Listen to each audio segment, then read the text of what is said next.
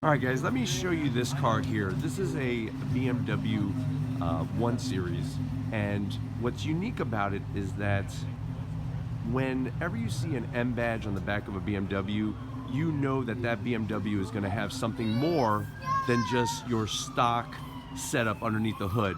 What's interesting about this car is that normally when BMW comes out with a car and it's an M Series car, it'll be like an M2, an M3, an M4, so on and so forth. With this car, even though it's a 1 Series, they couldn't call it an M1 because guess what? A long time ago, BMW already had an M1. So this car is a little bit different when it comes to the name. They put the 1 in front of the M. And let me show you in the back here, there's that badge I was telling you about, the M badge. Whenever you see that, you know that you're driving a BMW that is just not your run-of-the-mill BMW. Now, what's really neat about this car is most cars that you buy, you drive them off the lot, that depreciate. These cars have actually been appreciating because of the rarity of them. My favorite part probably of this car has got to be the back. I really like what they did with the rear bumper. I love the rear diffuser. I really love it when cars have a little bit of a fender flare. You know, so many cars are just slab-sided, flat, not very good to look at cars. This car has all those touches that I like, and that's one of the reasons why I'm showing it to you.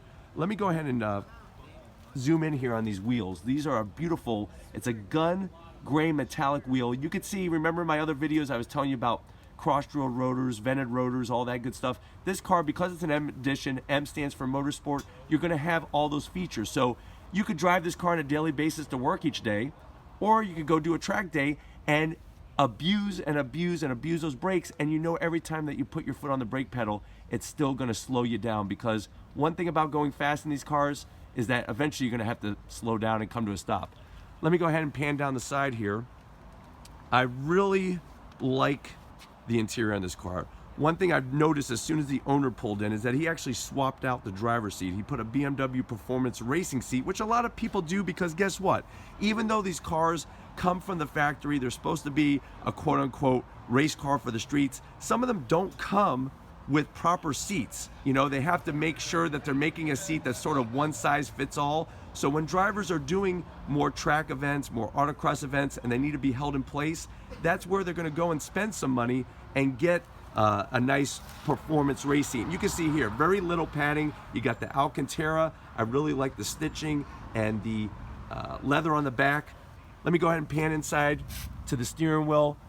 There it is. It's that traditional manual transmission. I hope more and more people realize that when you're driving a car, it's not simply about hitting the gas and hitting the brake. It's about the experience. And I'm sorry, if you've never driven a manual transmission car, you're just missing out, because there's the car speaks to you, and you're allowed to communicate with the car in a way that you just couldn't do that otherwise with typical either automatic transmission or any of those dual clutch setups that you see in a lot of cars.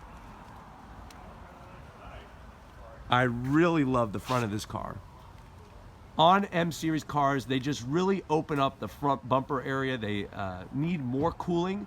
This is a turbocharged straight six, so you're gonna have a lot of heat coming off that motor. So they really did a nice job, and that's what I love about it, is that you got the vents for the brake cooling, you got vents for the radiator.